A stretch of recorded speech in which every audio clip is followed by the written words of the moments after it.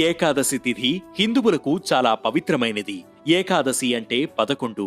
5 కర్మేంద్రియాలు, 5 జ్ఞానేంద్రియాలు, మనసు కలిపి మొత్తం 11. వీటిపై నియంత్రణ కలిగి ఉండి వ్రతదీక్ష కొనసాగించడమే ఏకాదశి అంతరార్థం. సంవత్సరంలో 24 సార్లు ఏకాదశి తిథి వస్తుంది. అందులో వైకుంఠ ఏకాదశి చాలా విశిష్టమైనది.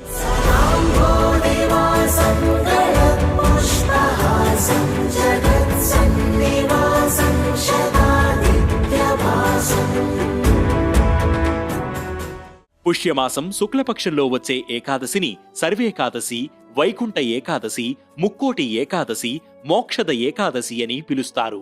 ఇది సూర్యుడు దక్షిణాయనం నుంచి ఉత్తరాయణానికి ప్రవేశించడానికి ముందు వచ్చే ఏకాదశి.